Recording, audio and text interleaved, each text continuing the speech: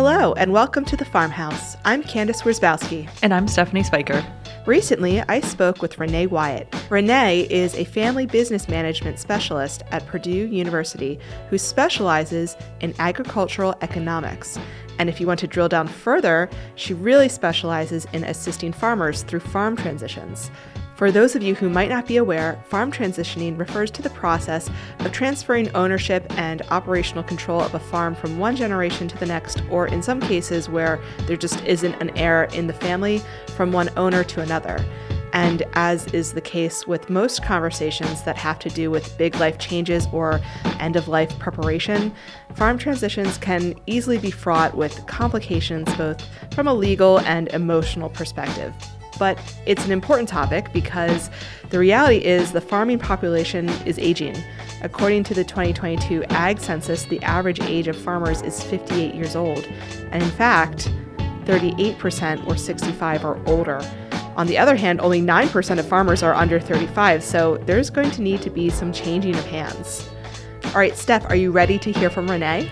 Yeah, I'm really excited to hear her perspective on such an important and kind of complicated issue. All right, well, let's dive in with Renee and learn a little more about farm transitions and how they can affect these families.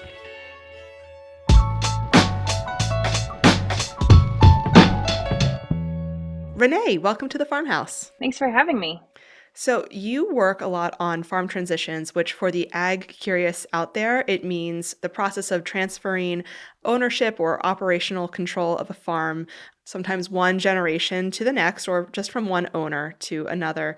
So let's jump right in. What are some common challenges that farm families face during farm transitions? Yeah, that's a really good question. I think a lot of farms, when they're looking to pass that business down to the next generation, they really don't know where to start. They know they want the business to go to the next generation. They know they want the business to keep operating. Especially in our farming community, they want it to go to family, right? But they don't know how to start those conversations. You know, when we're mixing this business and family components together, it gets really, really tricky. When we're making business decisions in the back of our mind as an owner or an incumbent, so it's the senior generation in the farm, they're really thinking, how can this damage relationships? Am I still going to have Christmas with my kids? Are my kids going to fight about this? Is it going to make somebody feel left out? There's a lot of different things going on. And just honestly, from my experience, I joke with farmers all the time when I present. And I say, when we're thinking about conflict, farmers are really, really avoiders. They really don't want to talk to people if it's going to cause a problem. They like to avoid conflict. I've heard, they'll figure it out when I'm dead. And really, if they're not figuring it out now while you're alive, they're sure as heck not going to figure it out when you're dead. Yeah. So just learning to communicate and knowing where to start, I think is the biggest stumbling block for a lot of farms. Something similar could be applied to a lot of end of life prep. Yeah. Get it done now so that it's easier for the people you leave behind. How would you recommend starting those conversations about farm succession within a family? I know it can be tough. I know a lot of people don't want to have those conversations, but they're important conversations to have, as you just kind of alluded to. Yeah. So we get this question a lot, how do we start it? And really, we encourage that incumbent generation to start those conversations. Mm-hmm. They're the ones that probably have the managerial and ownership control currently. I like to put it this way, as the incumbent, as the owner, it's a lot easier for them to say, hey, would you like to join my party? Than the potential successor to say, hey, I heard you're having a party. Can I join? We think about it that way in that simplified manner, but really that successor generation, they don't always feel empowered. They want to talk about succession. They want to say, where do I fit in? How do I fit in? How can we make that work? But sometimes it can come off as, they might think, oh, I'm being greedy, right? I want to know what I can make. I want to know what I'm going to inherit, what I'm going to be able to work with, but it's hard to have those conversations. So we really encourage the incumbent generation to start that conversation, to recognize, it's time to bring in the next generation. I know I want my family or my kids or whoever it is to come in. They're the ones who need to start that conversation and start talking about it early, make a path, create a roadmap, create a way for that next generation to come into the farm. So when you say early, what do you mean by that? Yeah, so if we look at data, on average, if we're transferring a family business within the same family, it takes about 6.5 years. Wow. Okay. From the start of succession to the end. And so when we think about succession, there's a lot of things going on, right? We have that ownership, we have management, and then we have that estate plan. So those are kind of the three things in succession that when I think about succession, it's really those three things. The ownership that could transfer upon death, but we can still have those plans in place. Right. We know there's a lot of tax benefits sometimes to having that stepped up basis when the land passes, after the owner passes. But that management part, that's really the decision making, the actual operation, putting the crops in the ground, tending to the livestock, things like that. Those decisions, though, those are the hard things that we have passed down. That incumbent generation really struggles to pass down those decisions to the next generation. Yeah. They think, what if they mess up? What if they change things? What if they lose the farm? Right. They have all these fears built into this. So it's really hard to do that management side, but it's really, really important to start early. So I know you said that it's you advise the incumbents to be the one to start the conversation, but in your experience, have you seen any of the younger generations who have been, interested in starting those conversations, maybe because they just have realized that the time has come, that their parents or their grandparents are getting up there in age and we need to have this conversation? Have you seen that happen? And if so, how do you recommend they start that conversation? Yeah, that's a good point. Yeah, a lot of times it is the successor that brings it up. They see the possibilities for them in the farm. They see the need for help for that older generation, for that incumbent generation. They can recognize that sometimes before the actual incumbents realize it about themselves. Right.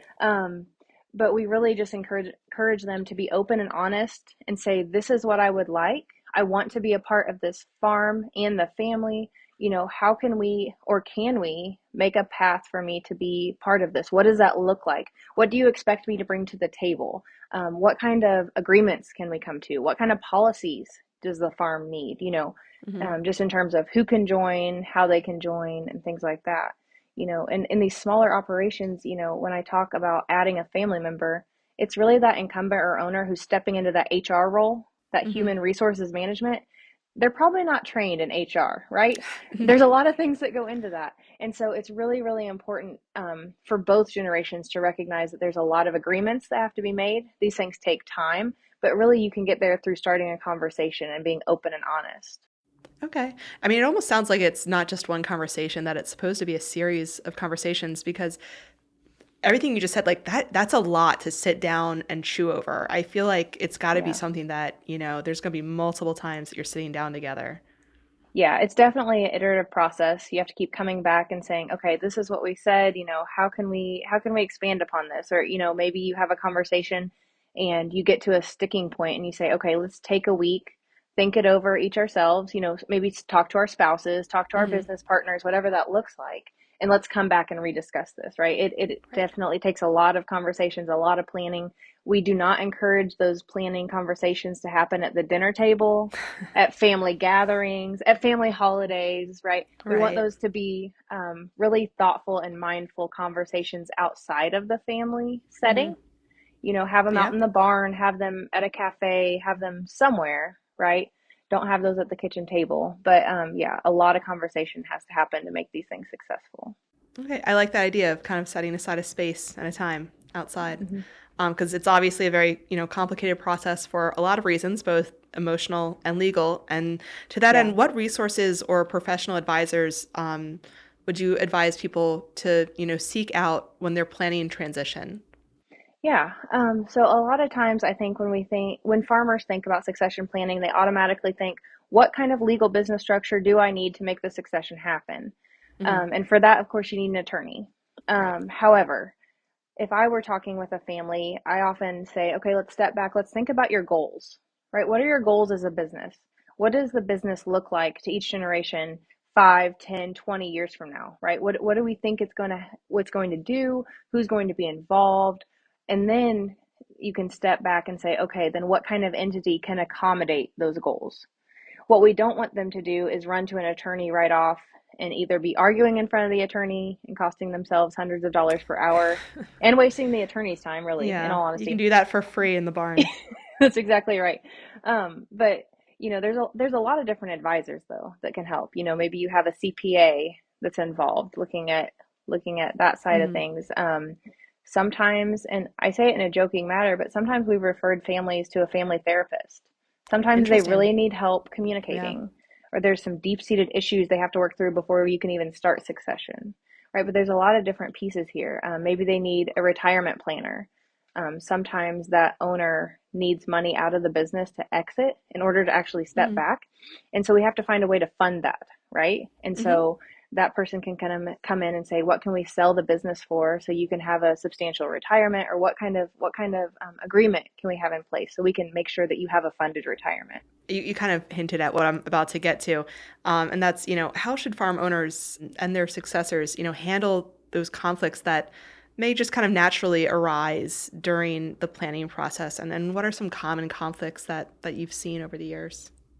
Yeah, so definitely don't avoid the conflict. We can take time to cool off if need be, take time to gather information, take time to look into different options and things like that. But we really don't want to avoid conflicts. What we see in farms a lot of times is that successor, if there is a conflict and there's not progression in the succession process, they're going to start to feel some resentment, right? They're like, I'm here, I'm pouring out everything I have for this family business or for this farm. I'm not moving up in management. I'm not seeing the progress being made. And so they kind of feel punished for that after a while. That's what we see a lot. But other conflicts we see a lot of times, it's that fair versus equal talk.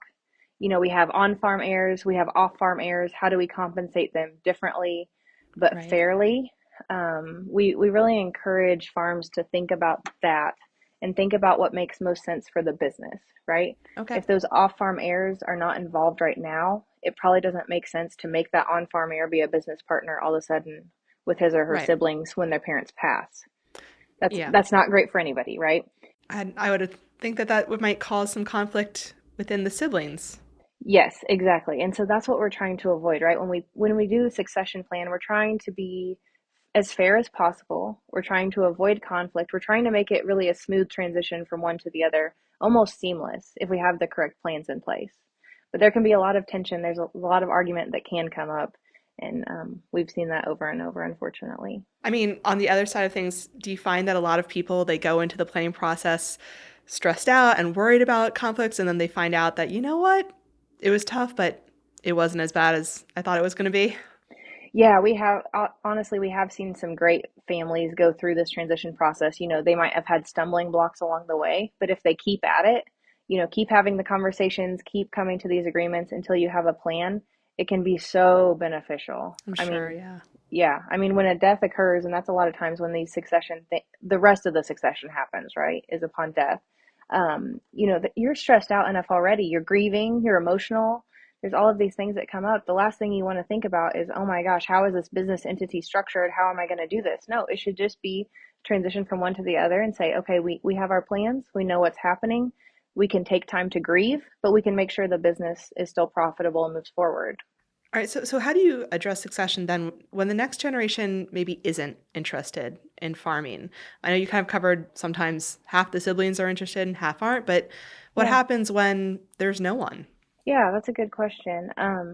So there are situations where you have an employee who becomes the successor. A lot of times we see the land itself be put in a trust that the off-farm heirs, maybe it's all the heirs, right, are off-farm, but maybe they own the land so they can still get cash rent and things like that from that trust. But then the operating entity itself, so the equipment and that kind of stuff, goes to someone else.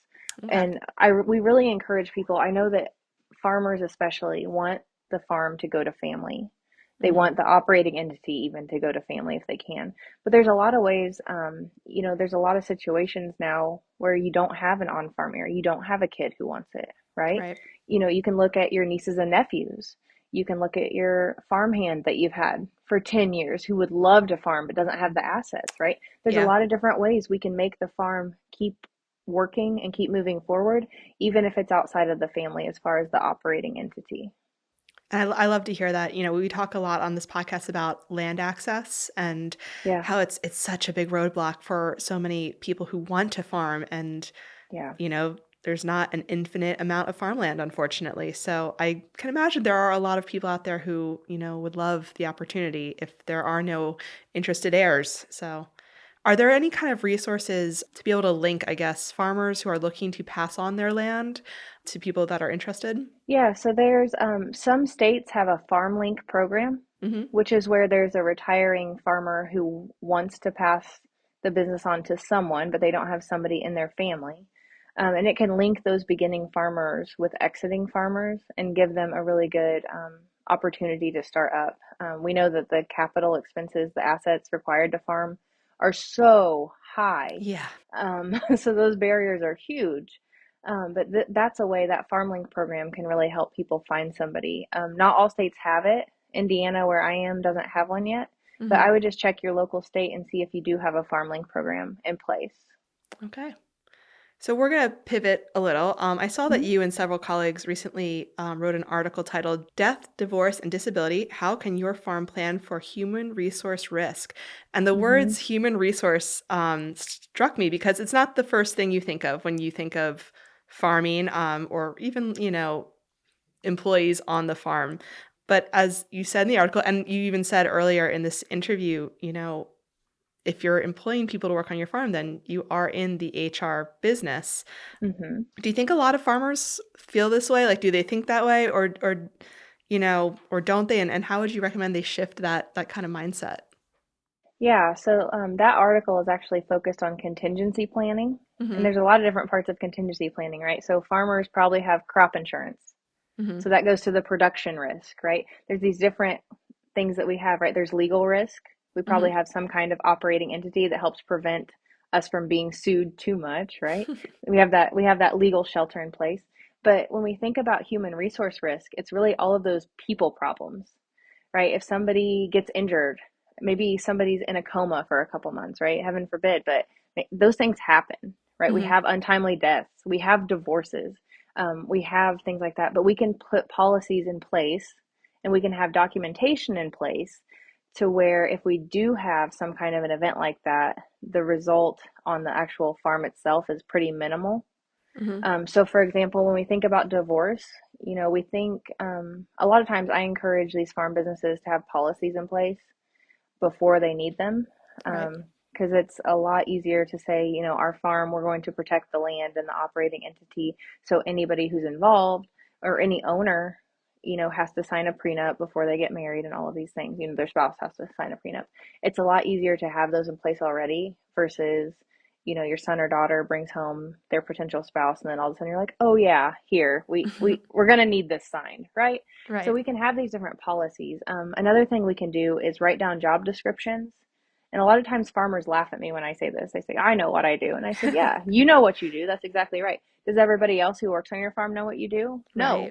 Right. So I encourage them to go, month by month, season by season, start jotting down different things that you do that other people might not know. And also the things that people do know that you do, right? But in the fall, what kind of things do you do to service your equipment before you store it for the winter, Mm-hmm. right?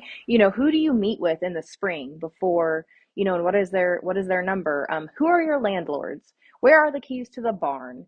Things like this. It sounds funny, but Yeah. really we need to document those things so people know. If that owner who does most of those transactions and most of the communications, if they're unavailable for whatever reason, you need to be able to contact the correct people to get the Mm-hmm. crops in the ground. You need to have your banker, right?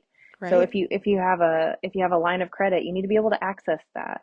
So that's really, when we think about human resources, it's not just the people, it's actually further out implications. It has production, financial, legal implications that are all connected to these people problems that we have. And it sounds like, again, it comes back to planning ahead of time, just making sure Yeah. that you have your ducks in a row. Yes. And Yeah. I will say, there's a document that Purdue Extension produced. It's called Code Red. Mm-hmm. And it's just an Excel spreadsheet, actually, but you can list where things are in the business and in the family, where you have a bank vault or, where the keys are to the tractors, who we meet with, who the different people are. It's a really good resource that you can start at least to document and then add as you need. That's great. We will provide a link to that in our show notes so that people can access that if they need it. It'd be great. So what made you decide to go into agricultural economics? I feel like that's not something that everyone goes into if they know that they're interested in ag, but you seem to hmm have found your niche. Yeah, I really love it. Actually, I started in pharmacy. I was in pharmacy for one day when I started at Purdue, and it was awful. And I knew from that minute that it was not for me. And so, actually, my husband now, he was in Ag Econ. I had been in ag throughout high school, done some FFA and things like that. It was really Hmm. interesting. And one of my husband's cousin is an advisor in the Ag Econ department. And she had talked to me before about all the different careers you can get with that degree. You know, you can do banking, you can do numbers. And I was like, oh, I can do math. I love math. And so I was sold from that minute on. I continued to go get my master's and I focused Hmm. on succession planning for my master's. And it's been, yeah, I've been able to settle into this, you know, topic ever since. So it's been great.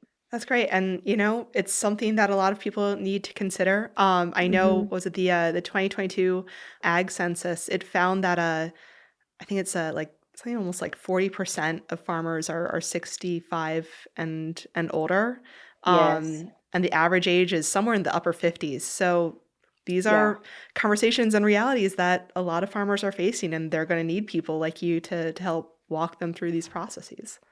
Yeah, yeah, that farmer age has really been increasing. If we look Hmm. census to census, it's gone up, I think, a year and a half in the past census between the two. And it's crazy how fast that average age of the farmer is going up. Yeah, we definitely need to have plans in place now more than ever.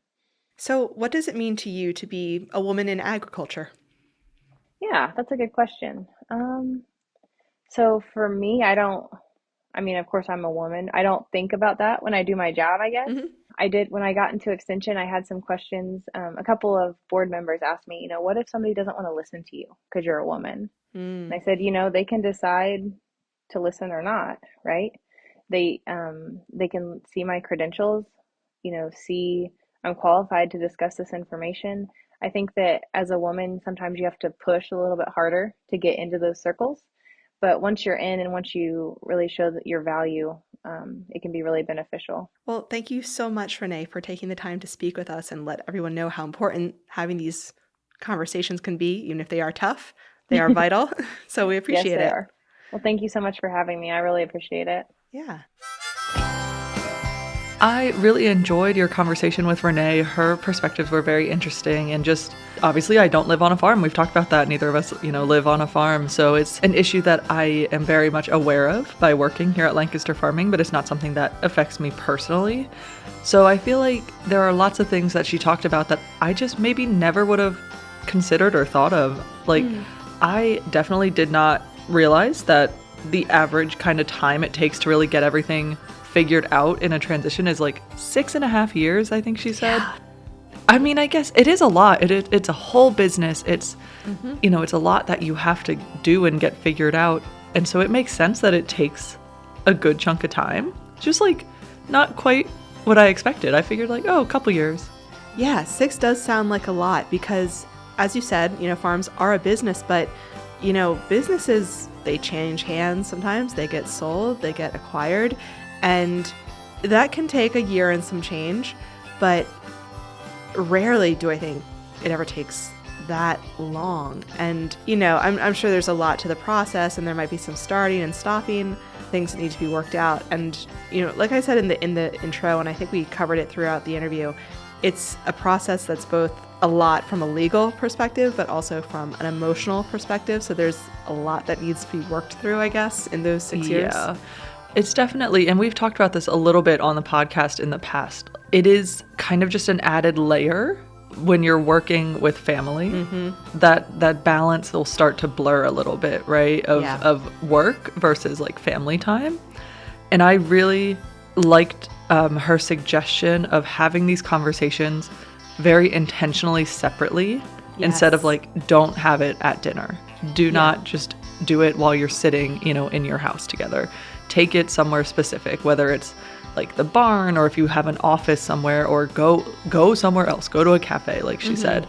And that to me was like, oh wow, like I do feel like even outside of farming, I think there is a tendency with family when there's a big discussion that needs to be had. It's like, well, if you're all sitting around the table, Right, we're all like, here. You're all here. Let's talk about this big thing that's looming.